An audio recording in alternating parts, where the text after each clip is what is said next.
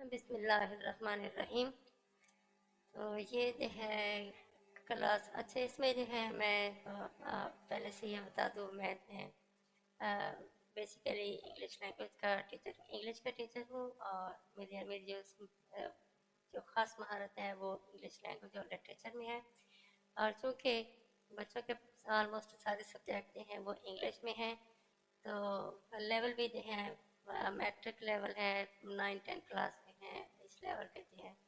तो being a senior teacher, तो इसमें अक्सर स्टूडेंट्स को एक्सप्लेन करना पड़ता है, तो जो मुझे आता है मैं उसके मुताबिक जो है जो बता देता हूँ। जो लोग जो हैं सब्जेक्ट स्पेशलिस्ट हैं, टीचर हैं, बच्चे हैं, बहुत लाइक हैं, तो हम इस वीडियो में शायद उनको ये वीडियो उनको बहुत ज़्यादा अच्छी ना लगे, क्योंकि एक्सप्लेन करने में मैंने कुछ जो है ऐसे मेथड यूज़ करने हैं जो कि आम बच्चों को बात समझ आ जाए। जैसे कि हम उर्दू भी बोल रहे हैं, कुछ एग्जांपल्स भी आम सादा लाइफ से एग्जांपल्स दी गई होंगी। तो मकसद ये है कि जो कंसेप्ट है उसको वाज़ेह किया जाए। तो कंप्यूटर जो है ये ऑलमोस्ट हर बंदा जो है वो इसको यूज़ करता है, और एज ए सब्जेक्ट जो है मैं इसमें महारत नहीं रखता। और ज़रा पढ़ाने से ही महारत आ भी जाती है, तो मैंने सोचा चले मेरा भी फ़ायदा हो जाएगा और स्टूडेंट्स का भी फ़ायदा हो जाएगा। तो इससे अम, अगर कोई चीज़ ना ठीक हो तो आप कमेंट्स में उसको ठीक कर लीजिए, करके मुझे भी बता दीजिएगा, ताकि मैं भी खुद से ठीक कर लूँ। तो एक बात और भी है कि जो लाइक स्टूडेंट्स हैं या टीचर्स हैं, उनको फ़ायदा उस वक्त होता है जब वो नालायक बच्चों के पेपर देखते हैं और उनकी करेक्शन करते हैं, तो उनको गलत चीज़ों का पता चलता रहता है, तो वो अपने आप को फिर सही ट्रैक पर रखते हैं। तो इस अंदाज से देखा जाए तो ये वाली जो वीडियो है, ये वो बच्चे जो हैं जो आउटस्टैंडिंग हैं, आ, उनको भी जो है इससे फ़ायदा हो सकता है। आप मुझे एक नालायक स्टूडेंट समझिए, बहुत ज़्यादा लायक स्टूडेंट ना समझिए, ताहम एवरेज लेवल के स्टूडेंट से मैं बेहतर ही हूँ। अब चलते हैं जी इस वीडियो की तरफ। तो ये कंप्यूटर साइंस का पेपर है और क्लास 10 है, और मैं भी आपके साथ गेस करने की कोशिश करता हूँ। इससे 40 मार्क्स हैं, पेपर 2 है। यस। अच्छा, इसमें मैं ज़्यादातर फोकस करता हूँ शॉर्ट क्वेश्चन आंसर को। तो जो मटेरियल शॉर्ट क्वेश्चन आंसर में होता है, ऑलमोस्ट सेम मटेरियल जो है वो एमसीक्यूज में होता है, और ऑलमोस्ट सेम मटेरियल वो जो है आगे लॉन्ग क्वेश्चन में भी होता है। सिर्फ थोड़ी सी लेंथ का फ़र्क आ जाता है। एमसीक्यूज में हम एक एक वर्ड या एक एक ऑप्शन का चॉइस करते हैं, और शॉर्ट क्वेश्चन में हम 2 से 3 लाइनों में हम आंसर दे हैं वो दे देते हैं। और जो लॉन्ग क्वेश्चन होता है उसमें थोड़ा सा यानी थोड़ी सी लेंथ ज़्यादा हो जाती है। मिसाल के तौर पर ये 2 मार्क्स का है, तो इसके लिए अगर 3-4 लाइनें रिक्वायर्ड है, तो वो अगर 4 मार्क है तो इसका डेफिनेटली आपको 10 के करीब लाइनें जो है वो रिक्वायर्ड होती हैं सॉल्व करने के लिए, क्योंकि इसमें टाइम मैनेजमेंट का भी इशू होता है, और ख़ास तौर पर प्रेजेंटेशन का भी।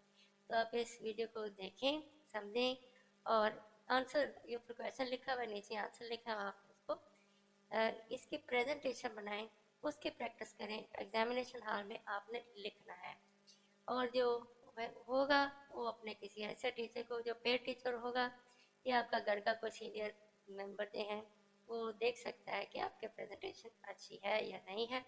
अगर इस सिलसिले में कोई आपको हेल्प की ज़रूरत हो तो आप मुझे मेरी खदमात हासिल कर सकते हैं। तो मेरा नंबर है 0301 460 4168। व्हाट्सएप कर सकते हैं, और मैं फिर पे आपको कमेंट ऑनलाइन बता सकता हूँ कि इसमें किस तरह से इम्प्रूवमेंट की जा सकती है।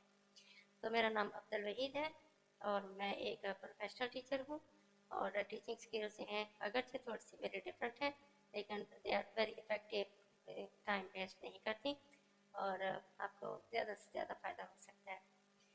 तो वंस अगेन ये इंट्रोडक्शन के लिए 2-4 मिनट लगे हैं, तो आप पेपर की तरफ चलते हैं। तो ये लिखा हुआ है हु इज़ प्रोग्रामर। प्रोग्रामर आम लैंग्वेज में तो ऐसे शख्स कहते हैं जो प्रोग्राम बनाता है, तो ऑलमोस्ट सिमिलर मीनिंग है इसमें। The person who knows how to write a computer program correctly is known as a programmer. अब कंप्यूटर में जो है बहुत से, फॉर एग्जांपल आप किसी बटन पे क्लिक करते हैं तो वो जो है आपके पास एक मखसूस पेज खुल जाता है या फाइल खुल जाती है। या वेबसाइट पे आप कोई एड्रेस डालते हैं तो आप एक मखसूस पेज पे चले जाते हैं, या गूगल में अक्सर आप सर्च करते हैं तो आप एक पे चले जाते हैं। अब वो कह रहा है कि वो पीछे एक प्रोग्राम चल रहा है, वो किसी ने एक प्रोग्राम बनाया था कि इस तरह से अगर किसी ने कोई चीज़ तलाश करनी है तो यहाँ पे उसके बारे में लिखे तो वो जो है उससे मतलब का जो पेजेस जो हैं वो आपको सामने ला देता है। जैसे हम किसी को कहते हैं जी हमें पानी का गिलास ला दो, हो जाता है वो पानी का गिलास ले आता है। तो हमने उस प्रोग्राम को शुरू किया, हमने क्या कहा, पानी का गिलास ला दो। सुनने वाले ने वो इन्फॉर्मेशन रिसीव की, वो गया और वो पानी लेके आया, ये लीजिए पानी। अगर हम नहीं कहते हैं पानी ला दो तो वो पानी नहीं लाएगा। इसी तरह से कुछ कमांड्स जो हैं वो कंप्यूटर को दी जाती हैं और उन कमांड्स को लेकर कंप्यूटर आगे चल पड़ता है और हमारी मर्जी के मुताबिक जो है वो फरमाबरदारी करता है। तो ये जो प्रोसेस है, जो जो हम किसी एक कमांड से शुरू करते हैं, आ, वो जो है उसका आ, जो तरीकाकार है उसको प्रोग्राम कहते हैं, और वो जो तरतीब दी जाती है वो प्रोग्रामर है। अच्छा, मिसाल के तौर पर आपने एक नया सर्वेंट रखा है, अब पहले दिन आया है, अभी उसको घर का नहीं पता किचन कहाँ है, फ्रिज कहाँ है, तो आप उसे कहते हैं कि पानी ला दो। अब उसको पता ही नहीं कि पानी ग्लास कहाँ होगा, बॉटल कहाँ होगी, फ्रिज कहाँ होगी। तो आप एक प्रोग्राम बनाएंगे, वो ऐसे है कि आप उसको अपने साथ ले जाएंगे, उसको बताएंगे ये देख, यहाँ ये फ्रिज है, इसके अंदर ये बोतलें पड़ी होती हैं और ये आपसे गिलास होता है। जब मैं कहूँगा पानी लाओ तो तुमने ये किचन में आना है, यहाँ से बोतल निकालनी है फ्रिज में से, गिलास में डालनी है, ट्रे में रखना है गिलास, और उसको साथ ले आना है और मेरे टेबल पर रख देना है। ये हो गया, ये हमने प्रोग्राम अब बना दिया। अब एक दफ़ा हम उसे टेस्ट करेंगे, पानी ला दो, वो जाएगा पानी ले आएगा। अब दूसरी दफ़ा फिर उसको बार बार टेस्ट करने की ज़रूरत नहीं है, हम कमांड देंगे वो जाएगा ले आएगा। तो ये एक प्रोग्राम, एक एक एग्जाम्पल दिया मैंने कि ये बन गया। इसी तरह से यहाँ पे जो होती है वो कोडिंग होती है। अगर ये होगा, क्योंकि पूरी इतनी लंबी तफसील तो नहीं लिखी जाती, तो आगे सर्टन एक्शंस होते हैं। अगर किसी ने ये कहा तो वो वो एक मखसूस एक्शन की तरफ चला जाएगा, ठीक है नहीं, कंप्यूटर पे है। मिसाल के तौर पर स्विच ऑन ऑफ करते हैं, आप एक मखसूस बटन दबाते हैं, उसका प्रोग्राम शुरू हो जाता है। इसका मतलब होता है स्क्रीन दिखाओ, फिर आप गूगल वाला बटन दबाते हैं तो इसका मतलब होता है मुझे गूगल दिखाओ। अगर गूगल पे कुछ लिखते हैं तो इसका मतलब है मुझे कोई मेरी मतलब की वेबसाइट है उसको सामने लेके आओ। तो इस तरह से मैं एक प्रोग्राम जो है वो तरतीब दिया और ये बहुत फास्ट काम करते हैं। तो लिहाज इस तरह के जो फास्ट प्रोग्राम जो बनाए जाते हैं उनको प्रोग्रामर कहते हैं। तो a person who knows how to write a computer program correctly is known as programmer, उसको प्रोग्राम कहते हैं। What is the integrated development environment और IDE, ये क्या चीज़ है? इसमें मुख्तलिफ कोई भी चीज़ें हैं अकेले से काम नहीं करती, कंप्यूटर में काफ़ी सारी चीज़ें हैं, बहुत से प्रोग्राम आपस में मिलजुल के काम करते हैं। मिसाल के तौर पर जब हमने ये कहा कि पानी ला दो, तो हमने उसमें ज़बान इस्तेमाल की, हमने जबड़े भी इस्तेमाल किए, हमने अपनी एनर्जी भी इस्तेमाल की, हमने अपनी आँखें भी इस्तेमाल की, हमने बॉडी भी इस्तेमाल की। इस तरह से जब वो बंदा जो है पानी लेने गया तो उसने स्लिपर इस्तेमाल किए, उसने पाँव इस्तेमाल किए, उसने टांगें हिलाई, हाथ हिलाए, बोतल निकाली, तो उसने भी जो है, तो ये सारे इंटीग्रेटेड प्रोग्राम्स होते हैं। तो आप बहुत से प्रोग्राम जो आपस में मिलके किसी काम को सर अंजाम देते हैं।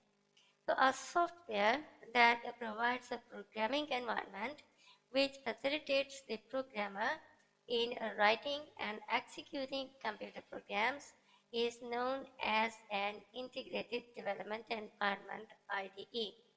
तो पर्सन भी होता है जो लिखता भी है प्रोग्राम, ठीक है, फिर उस प्रोग्राम को चलाया जाता है, टेस्ट किया जाता है, उसके रिजल्ट देखे जाते हैं। जब सब कुछ ठीक हो जाते हैं तो ये एक सॉफ्टवेयर बन जाता है और अब हमें लिखने नहीं पड़ते हैं, हमें बने बनाए जो हैं वो मिल जाते हैं, हम तो उनको से जो डाउनलोड कर लेते हैं। बहुत से बच्चों ने व्हाट्सएप डाउनलोड किया हुआ है, गूगल डाउनलोड किया हुआ है। तो ये बेसिकली ये सॉफ्टवेयर है, ये प्रोग्राम है और ये आपस में इंटरलिंक्ड होते हैं। तो ये एक सारे मिलके एक एनवायरनमेंट बनाते हैं, सब इकट्ठे मिलकर काम करेंगे तो एनवायरनमेंट वो बन जाता है। Describe the purpose of the computer, ये एक सिंपल सा आम सा क्वेश्चन है कि कंप्यूटर का मकसद क्या है। इसका बेसिक मकसद है काम को आसान बनाना और वक्त की बचत करना, और इसके अलावा एनर्जी भी सेव करना, इसके अलावा पैसे भी बचाना, ठीक है, और इसके अलावा हमें आसानी फराहम करना वगैरह वगैरह। कंप्यूटर इज ए कंपाइलर, मैं कंप्यूटर पढ़ रही हूँ। कंपाइलर का जो है क्या मकसद होता है, सॉरी मैं गलती से जल्दी में कंप्यूटर पढ़ गया था, कंपाइलर है।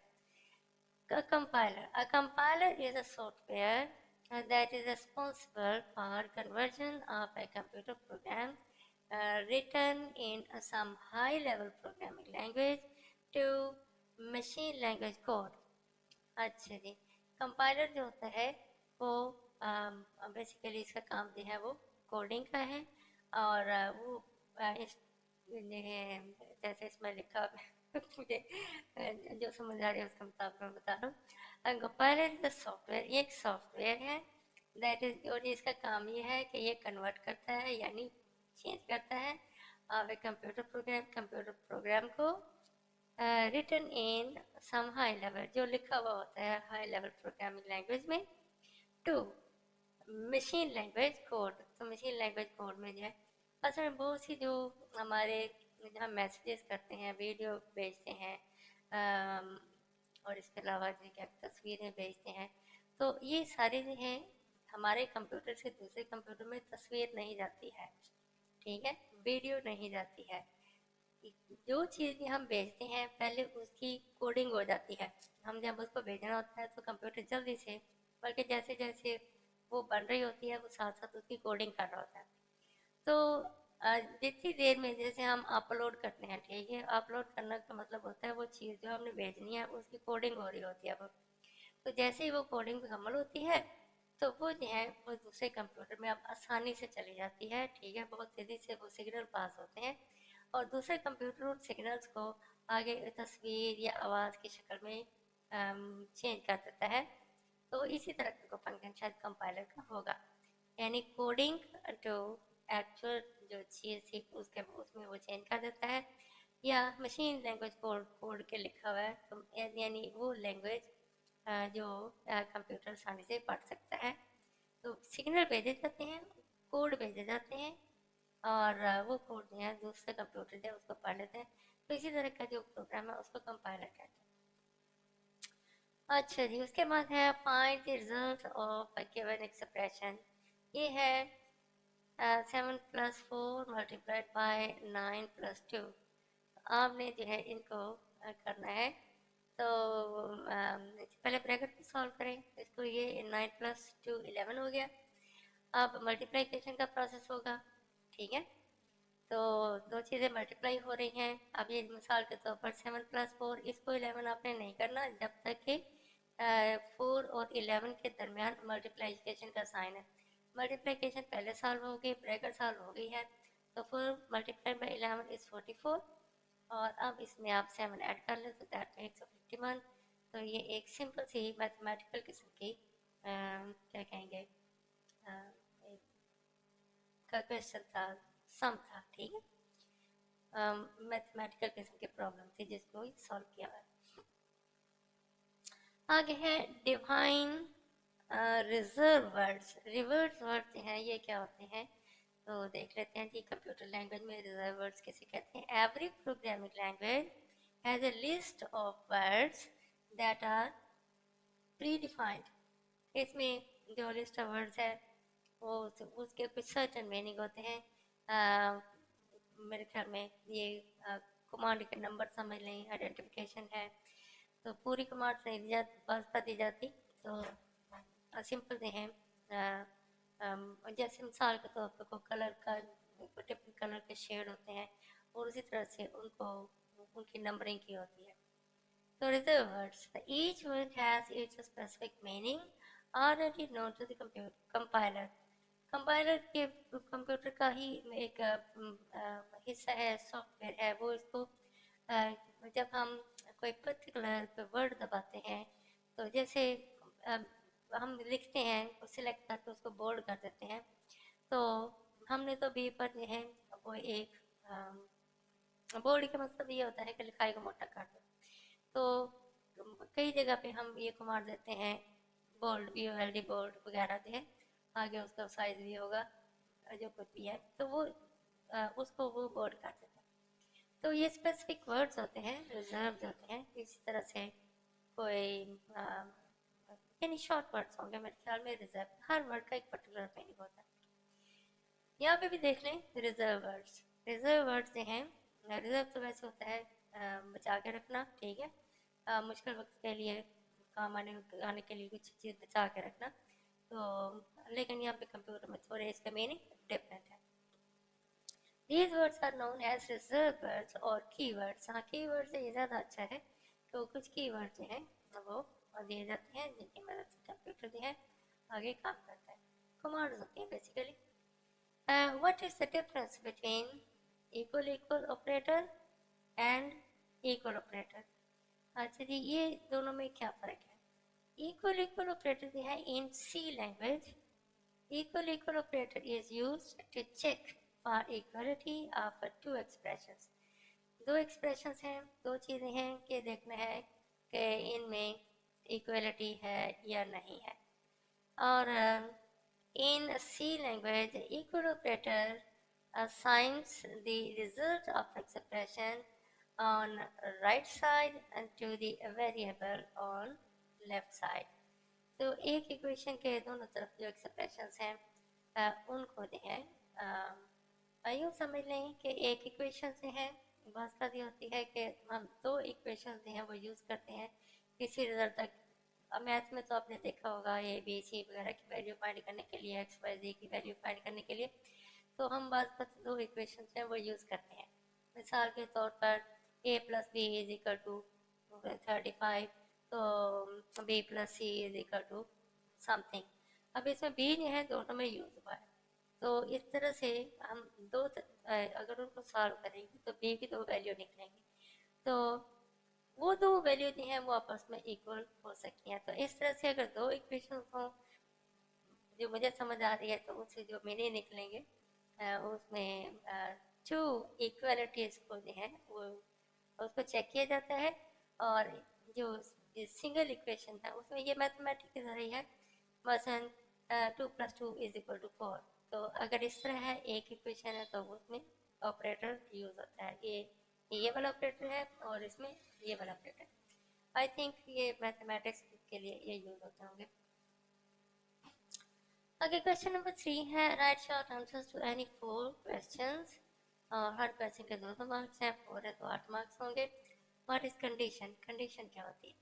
A condition could be any valid expression including arithmetic expression, relation, देखिए भाई, relational expressions, logical expressions और combinations of these हैं और करें। ये है कंडीशन, वैसे तो शर्त को कहते हैं। और ये कुछ एक्सप्रेशन से हैं जैसे अरिथमेटिक, मैथमेटिक्स, प्लस माइनस वगैरह जो हैं वो वाले एक्सप्रेशन होंगे। रिलेशनल एक्सप्रेशन से हैं, लॉजिक यस नो वाले शायद इस तरह के, और एक कॉम्बिनेशन ऑफ दिस या इन सब को भी मिक्सअप करके तो जो है कंडीशन से हैं बनाई जा सकती हैं। इसमें इफ का एलिमेंट होगा, ठीक है कि नहीं?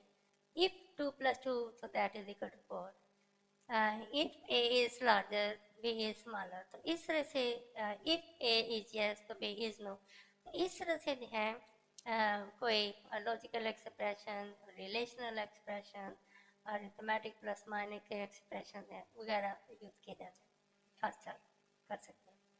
तो उसने शुरू में बताया है कि ये अरिथमेटिकल हो सकता है, मैथ कैलकुलेशन ही है। हो सकता है इस तरह के जो एक्सप्रेशन है वो कैलकुलेटर वगैरह में यूज करते हैं। Define selection statement. Selection statement क्या है जी? The statements which help us to decide which statements should be executed next. ये ऐसे स्टेटमेंट्स हैं जो हमारी मदद करते हैं कि नेक्स्ट कौन से स्टेटमेंट को हल किया जाए, एग्जीक्यूट किया जाए, यानी उस पर अमल किया जाए या उस पर अमल करवाया जाए। On the basis of condition मुख्तलिफ सिचुएशन में her how selection selection statements, इस प्रोसेस को सिलेक्शन स्टेटमेंट्स कहते हैं। ये एक प्रोसेस है जिसमें ये देखना पड़ता है कि कौन से स्टेटमेंट्स पहले दें। जैसे भी हमने ऊपर देखा है कि ब्रैकेट्स को हमने पहले सॉल्व किया, उसके बाद हमने मल्टीप्लिकेशन को सॉल्व किया, उसके बाद हमने फिर प्लस माइनस ने उसको सॉल्व किया। तो दिस टाइप ऑफ जो सिलेक्शन स्टेटमेंट हैं, तो किस तरह से किसको पहले सॉल्व करना है। उसके बाद है right syntax of if else statement. If else वगैरह है, syntax of if else statement वो इस तरह से होंगे। The syntax of if else statement is given as if condition associated code else associated code। लो जी, ये जो है मुझे याद रखनी पड़ेगी, याद करनी पड़ेगी। और मुझे भी इनकी प्रोफेशनल लैंग्वेज है कंप्यूटर वाले टीचर्स की या सब्जेक्ट जो स्पेशलिस्ट हैं उनकी, तो इस सिलसिले में मुझे ज़्यादा नॉलेज नहीं है, लेकिन मुझे आज ये पता चल गया है एल्स जो है वो एसोसिएटेड कोड होता है। चलिए next time we shall remember it. What is sequential control? Sequential control, sequence कहते हैं तरतीब को कहते हैं, ठीक है। जैसे सीक्वेंस होता है क्या कहते हैं, छोटे नंबर से बड़े नंबर की तरफ चलते जाना, ठीक है कि नहीं, ये एक तरतीब लग गई। तो sequential control is the default control structure in C language। ये C है, ये कंप्यूटर लैंग्वेज है, ठीक है। According to the sequential control, all the statements are executed in the given sequence। सारी स्टेटमेंट्स को जैसे पहले से बताया गया होता है, स्टेटमेंट्स उसके मुताबिक ही इसको सॉल्व किया जाता है। देखिए, और उसके बाद है भाई write the syntax of array declaration। ये array declaration का सिंटैक्स क्या है? आप सिंटैक्स के मीनिंग निकालिएगा, ठीक है, कंप्यूटर में लैंग्वेज में गूगल कीजिएगा, तो हम इसका आपको हो सकता है ज़्यादा अच्छे से समझ आ जाए, क्योंकि मेरा ये मेजर कंसर्न भी नहीं है, तो मैं तो सिर्फ अंदाजा लगा रहा हूँ कि ये है क्या। The syntax of array declaration is given below। नीचे दिया हुआ है syntax data dash type array dash name। तो आगे ब्रैकेट में एरे डैश साइज साइज या ब्रैकेट क्लोज, और आगे कॉलन। ये कंप्यूटर की एक लैंग्वेज है, उसको तरतीब देने के लिए ये एक खास किस्म की एक कमांड बन रही है। डाटा आगे क्या कहते हैं इसको, अंडरलाइन डैश है, और उसके बाद टाइप एरे लिखें, ठीक है, अंडरलाइन, आगे नेम लिखें और स्पेस दें, आगे जो है फिर ब्रैकेट दें बड़े वाली, फिर एरे लिखें, फिर या जो बड़ी डैश है वो लिखें, फिर साइज लिखें, उसको ब्रैकेट क्लोज करके आगे ये कॉलन लगा दें। इस तरतीब से आपने जो लिखना है इसको वो कह रहा है, ये है सिंटैक्स ऑफ एरे डिक्लेरेशन। कोई भी एक किस्म की कमांड दिया गया, ये लिखा जाएगा, तो कंप्यूटर जो है फिर कोई खास किस्म का एक्शन लेगा। उसके बाद है what is the output of the following code. इस फॉलोइंग कोड का क्या नतीजा है, यानी अगर हम लिखते हैं INT J कॉमा A, बड़ी ब्रैकेट शुरू ब्रैकेट क्लोज, आगे फिर इक्वल और ब्रैकेट में लिखते हैं जो स्मॉल ब्रैकेट है, मीडियम ब्रैकेट है 1 2 3, और आगे कॉलन लगा देते हैं। तो इससे क्या बनेगा भाई, for J is equal to 0 semicolon J less than 3 semicolon J plus plus और ब्रैकेट स्मॉल ब्रैकेट क्लोज। तो प्रिंट इन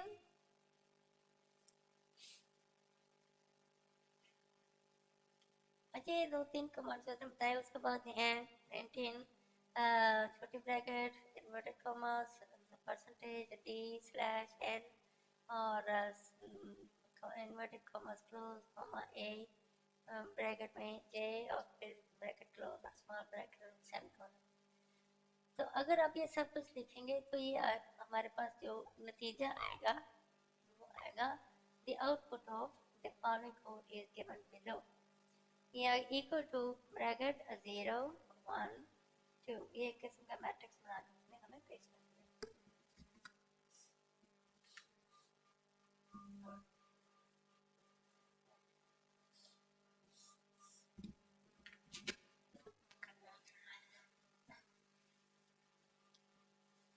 अगर आप ये वाला लिखेंगे,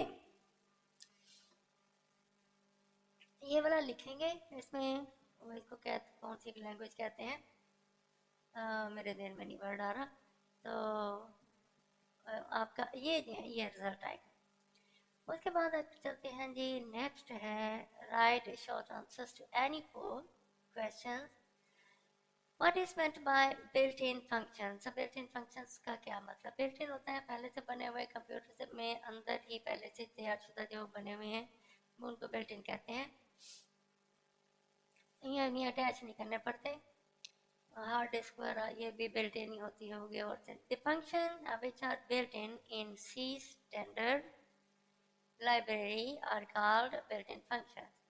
सी में जो फंक्शंस पहले से मौजूद होते हैं, मिसाल के तौर पर आपने विंडो इंस्टॉल कर दिया, ठीक है, तो वो पहले जो है उसे एक बिल्ट इन फंक्शंस पहले से मौजूद है कि आप यूएसबी लगाते हैं और वो फिर सी में जो प्रोग्राम है वो खुद से ही विंडो को ऑटोमेटिकली या कुछ कमांड्स होंगी उनको एक्सेप्ट करने के बाद वो विंडो जो है वो इंस्टॉल करनी शुरू कर देता है।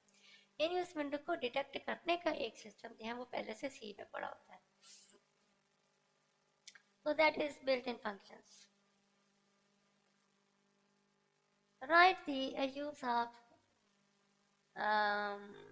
inverted commas for loop, ठीक है, तो इसका जो है इन्वर्टेड कॉमा आगे फॉर लिखें, आगे कॉमा इन्वर्टेड कॉमा क्लोज करें, अगर लूप लिखें, ये एक लूप है तो इसका क्या मतलब है? अ लूप यानी फॉर लूप समझ लें। The for loop is a control flow statement for specifying iteration which allows code to be executed repeatedly. तो ये जो है फंक्शन ये उनको कोड्स को बार बार एग्जीक्यूट करता है यानी उनसे नतीजे निकालता है, कोड्स के नतीजे निकालता है, तो उनको और उनको जो जो अ, जो नताज निकलते हैं उनको हमारे सामने पेश करता है। तो दैट इज लूप, ठीक है। एक ही फंक्शन है वैसे तो लूप जो ये हो सकता है कोई डिफरेंट टाइप का लूप हो। लूप ये होता है कि आप एक मिसाल के तौर पर आपने वीडियो चलाई है, लूप लगा दिया, अब वो वीडियो नहीं है ख़त्म होएगी फिर चल पड़ेगी, फिर ख़त्म होएगी फिर चल पड़ेगी, फिर ख़त्म होएगी फिर चल पड़ेगी, तो ये एक लूप होता है। आप ये फॉर लूप, अब मुझे तो इसमें से मिलती जुलती ही बात नजर आती है। for loop is a control flow statement, ये control flow statement है for specifying iteration which allows the code to be executed repeatedly, ठीक है, जो भी कमांड है वो बार बार वो रिपीट होती रहती है। What is the output of the following code, ये है इन कोड्स का क्या नतीजा निकलेगा अगर हम ये लिखते हैं, मसलन I N T space N आगे सेमीकोलन। आप इसको देखिएगा कंप्यूटर पर लिखे, वाकई इसके ये नतीजे निकलते हैं कि नहीं, लेकिन इसके लिए कौन सा है प्रोग्राम यूज़ होता है ये इसमें नहीं बताया गया। तो एनीवे अगर हम ये लिखते हैं तो इसका नतीजा आएगा the output of the following code is 5 4 3 2 1, यानी ये बड़ी से छोटी रकम की तरफ 5 से 1 के दरमियान। Okay, what do you know about the return keyword? Return keyword पहले हमने reserve keyword पढ़ा था, अब ये reserve words पढ़े थे, अब ये है return keyword। इसका क्या मतलब है? The return keyword or a return statement is used to return some value or simple pass to or simple pass the control to the calling function. अच्छा ये कोई calling function वगैरह है जैसे simple return. The return keyword or return statement is used to return some value or simple pass. Simply होगा pass the control to the calling function. और ये भी एक किस्म का भाई फंक्शन है, ठीक है। और जिसमें कोई कमांड नहीं है, मेरे ख्याल में रिपीट हो रही है, तो रिटर्न कीवर्ड। आगे find the errors in the following code, इसमें एरर क्या है इसमें। अब ये जो है ये हमने ब्रैकेट स्टार्ट की, ठीक है, और उसके बाद इफ लिखा और ये वगैरह जो है, और एंड में जाके ब्रैकेट जो है, मेरे ख्याल में ये दरमियान में जो है जो लाइन ब्रेक की हुई है ये चलनी चाहिए थी। आगे errors, use comma instead of semicolon between parameters, और ये जो है सेमीकोलन की जगह पे आपने कॉमा यूज़ करना है, लाइन ब्रेक होगी इसी तरह से। और बस यही इसमें मिस्टेक है जो उसने बताइए कि यहाँ पे आपने कॉमा यूज़ करना है। उसके बाद है write the procedure to call function, एक फंक्शन को कॉल करने के लिए क्या प्रोसीजर होगा भाई। इसमें बास्पत लैंग्वेज भी इस तरह से होती है जिसका आपको आसान नहीं होता उसको समझना, तो उस वजह से थोड़ी सी कंफ्यूजन बास्पत आ जाती है। Write the procedure of a to call a function. The general structure or a procedure used to call a function call is given below. अगर आपने कोई फंक्शन कॉल करना है तो कॉल फंक्शन, ठीक है, किसी फंक्शन को कॉल करना है तो क्या प्रोसीजर होगा वो ये है, आप लिखेंगे फंक्शन, आगे बड़ी डैश और नेम लिखेंगे, स्पेस देंगे, छोटी ब्रैकेट, वैल्यू, फिर स्पेस 1 कोलन वैल्यू, फिर 2, फिर कॉमा, और इसी तरह से ये चलता रहेगा वैल्यू एन तक, यानी ना खत्म होने वाली वैल्यू है। तो ये जो है ये ग्रेजुअली आ गई वैल्यू 1, वैल्यू 2, आगे वैल्यू 3, वैल्यू 4, काउंट करते जाए, ठीक है, अनलिमिटेड है। तो इसको कॉल फंक्शन कहते हैं, ठीक है जी, कॉल फंक्शन। तो मेरे ख्याल में यहाँ पे इसको ख़त्म कर देते हैं। आगे भी है, और ये लॉन्ग क्वेश्चन आंसर जो है वो दिए हुए हैं,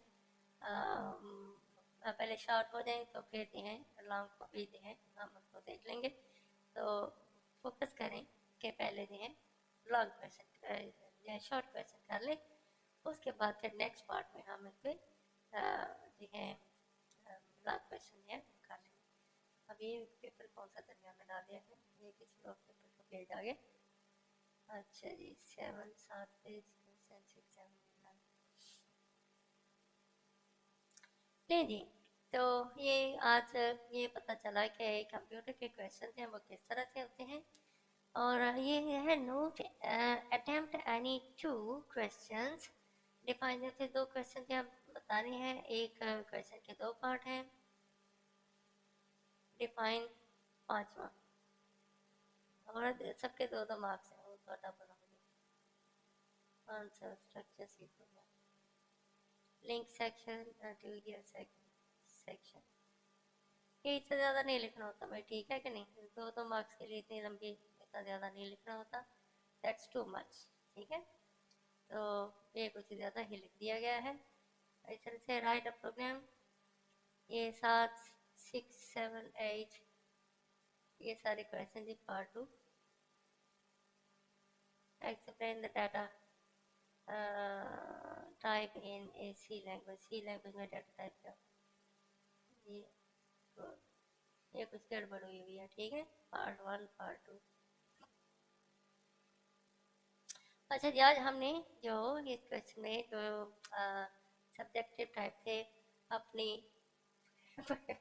पूरे एफर्ट्स के साथ इसको सॉल्व किया, और मैं भी इसका स्टूडेंट ही हूँ, ठीक है, मुझे इसमें कुछ आइडिया हुआ है, समझ आई है, और ये पहली दफ़ा है मैं कंप्यूटर का कोई पेपर जो है उसको जो है वो टाइम दे रहा हूँ। तो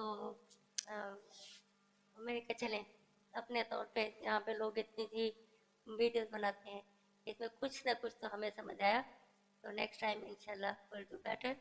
अगर आप है तो जो चीज़ें बताई गई हैं मिलती जुलती हैं, सेम ही हैं, फिर याद करना है तो हाँ, इसके जो पेपर सॉल्व करने के लिए स्ट्रेटेजी जो है वो बहुत इंपॉर्टेंट होती है। तो जो आपने याद करना है वो ये है, ठीक है। मैं हो सकता है गलत हूँ, लेकिन ये जो डेफिनेशन दी गई है ये गलत नहीं है, और इस प्रोग्राम आपने ये इसको याद कर लेना है। आगे ये क्वेश्चन है, ये याद कर लेना है, ये गलत नहीं है, ये ठीक है, इनमें प्रॉब्लम नहीं है। मेरे समझने समझाने में प्रॉब्लम हो सकती है, लेकिन इसमें प्रॉब्लम नहीं है। आज हमने कंप्यूटर को टाइम दिया, और ये एक वीडियो जो है वो बन गई। आगे मैं देखूंगा इसका पार्ट 1 पार्ट 2 वगैरह जो है इसमें क्या चक्कर है, और इसकी जो है टोटल जो 40 मार्क्स बताए हैं, तो 8 मार्क्स इसके हो गए, और अल्लाह भला करे ये 4 क्वेश्चन हो गए थे, इसके भी 8 मार्क्स हैं, 8 और 8 16, 16 16 16 16 आपके क्वेश्चन आ गया, तो 16 और 8 24 मार्क्स यहाँ से आ गए, ठीक है। तो आगे जो है हमारे पास बाकी रह गए 24 में से 16 मार्क्स रह गए, तो ठीक है, ये पार्ट 2 है। इसमें जो है ये क्वेश्चन के आंसर्स काफ़ी लंबे हैं, इतने लंबे नहीं होते भाई, 2 मार्क्स के लिए इतना ज़्यादा नहीं लिखा जाता। तो ये डिफाइन अगर हमने कर, ये सारे जो हैं एक क्वेश्चन के 2 मार्क्स हैं, ये आप इतना सारा लिखने के लिए 2 मार्क्स हैं, तो मैं इसको रिकमेंड नहीं करता इतना लंबा आंसर दें। और ये नोट्स में तो ठीक है समझाने के लिए, अ, ये बहुत टू मच है, ठीक है। अब ये भी क्वेश्चन है, इसके भी 2 मार्क्स हैं, ठीक है। और अल्लाह भला करे, ये भी तो बड़े बड़े 2 से 2 4, इसके 8 मार्क्स उसने जो है ये बताए हुए। अच्छा अच्छा अच्छा अच्छा अच्छा अच्छा अच्छा, अच्छा, अच्छा, ठीक है ठीक है, कोई से 2 क्वेश्चन करने हैं जी। वो जो पहले जो उसने बताया है ये भी ये सारे के 8 मार्क्स हैं, 2 मार्क्स नहीं है। इसका define the program, write a detailed note on the structure of C program. C program का जो स्ट्रक्चर है उसके उसका आपने लिखना है प्रोग्राम, राइट डिटेल्ड नोट, उस पर एक डिटेल्ड नोट लिखना है। तो उसकी 4 हेडिंग बना के, तो उससे 2 मार्क्स देंगे, 4 हेडिंग हो तो एक तो ये है, ये शायद उसने खुद ही बनाई हो लिंक, अगर नहीं है तो एक ये हो गया। अब इसके 2 मार्क्स के लिए इतना ज़्यादा नहीं लिखा जाता, ये बहुत ज़्यादा लिख दिया इसने, 2 मार्क्स के लिए इतना नहीं होता है। अब ये ठीक है, 2 मार्क्स के लिए दुरुस्त है, आपने लिख दिया। तो इस क्वेश्चन के टोटल 8 मार्क्स थे, आ गए। ये वाला कर लें बेशक, इसका देखें लेंथ में, और एग्जाम्पल 8 मार्क्स के लिए ठीक है, ये सही है। 2 क्वेश्चन करने आ गए, क्वेश्चन 7 भी है, और इसके भी जो हैं वही 8 मार्क्स हैं। इसमें छोटे छोटे क्वेश्चन दिए हैं। Write a program to print sum of first 10 natural numbers using for loop. For loop जो है ये उसने कुछ क्या है कि आप राइट प्रोग्राम लिखें, आपकी द प्रिंट जो है ये जो कमांड है फॉर लूप उसको यूज़ करते हुए, तो आपने जो करना है वो ये है, ठीक है, वगैरह वगैरह ये ब्रैकेट आपके सामने है, और इसके 8 मार्क्स हैं। अगर declare an array type that can store 5 values, ठीक है, और इसके हैं दी स्टोर दी 5 वैल्यू, ये जो है ये फ्लो चार्ट फ्लोट, आगे स्टोर डैश वैल्यू, ये आप आंसर है इसका बनता है declare an array, an array, declare an array of type float that can store 5 values. हाँ जी, आपने एक एरे बनाना है जिसमें 5 वैल्यू स्टोर हो सके। आगे है जी write short answers to any 4 of the questions. हाँ जी, ये आ गए, ये भी शॉर्ट क्वेश्चन आ गए फर्दर, ठीक है कि नहीं। तो अगर आपने शॉर्ट क्वेश्चन आंसर जो है तैयारी की है, तो एक क्वेश्चन तो आपको यहाँ से मिल गया भाई, ठीक है। तो आपको 5 में से कोई से 4 क्वेश्चन करने हैं, तो दैट इज आपको 8 मार्क्स वहाँ से मिल गए। पार्ट 2 है अटेम्प्ट 2 क्वेश्चन, हमने करना ही 8, और ये टोटल कितने भाई 40 मार्क्स हैं, तो 40 तो पूरे हो गए, 8 और 8 16। हो सकता है इसमें 2 पार्ट है, एक क्वेश्चन पार्ट 1 से करना होगा, एक क्वेश्चन पार्ट 2 से करना होगा। अच्छा जी, अटेम्प्ट एनी 2 क्वेश्चंस, तो ये पार्ट 2 में से कोई से 2 क्वेश्चन का। आगे ये क्या भाई, ये पार्ट 2 है। अच्छा ठीक हो गया। और ये क्या फिर, 7 हो गया, 8 हो गया, ये भी हो गया, ठीक है। पार्ट 2 क्वेश्चन नहीं, ये कोई और पेपर है भाई, ये गलत लग गया साथ, ये वाला पेज जो है ये गलत लग गया है, ये किसी और पेपर का है, ठीक है। तो कोई से 4 क्वेश्चन है वो सॉल्व करें, वो किसी आपका ये क्वेश्चन यहाँ पे खत्म हो गया, ये पेपर खत्म हो गया। अच्छा चले, और ये इजी है, ये छोटी सी कमांड है, अगर आपको आ गई तो टाइम सेविंग है, दैट्स वेरी गुड। तो ये वाला शॉर्ट क्वेश्चन वाला ये कुछ और पेपर है, ये इसका नहीं है, ठीक है जी। और अब अपन चलते हैं, ये क्वेश्चन आगे 4 है भाई, ये क्वेश्चन 3 का है, उसमें से कोई सपोर्ट करते हैं ले जी। तो इसमें थोड़ी सी बात का कन्फ्यूजन आ जाती है, मैं पहली दफ़ा देख रहा हूँ, तो होप आपको ये वीडियो किसी हद तक यूज़फुल लगी होगी। तो अब फर्दर नहीं भी लगी तो कोई नहीं, लाइक कर दें ठीक है, सब्सक्राइब कर दें, शेयर कर दें, ताकि और वीडियो जो है मैं बनाता रहूँ, you will find them useful, yes sure. Okay, तो हमने क्या करना है, ये क्वेश्चन लिखा हुआ नीचे आंसर लिखते हैं, हमने पढ़ कर टिक के मारना होता है, अगर हमें कुछ गलती लगेगा तो हम उसको टैली कर लेते हैं या वजात मांग लेते हैं, student can explain that in okay. So in this way, we help some students and they can get sometimes very good marks. तो फारग बैठने से तो भाई इस वीडियो को देख लें, ये अच्छा ही है। ये इंट्रोड्यूस इसलिए किए गए हैं, ये क्वेश्चन लिखें और ये नीचे आंसर लिखें। Now I wish you all the best, stay blessed, have a nice and wonderful day, meet you in another video, till then goodbye.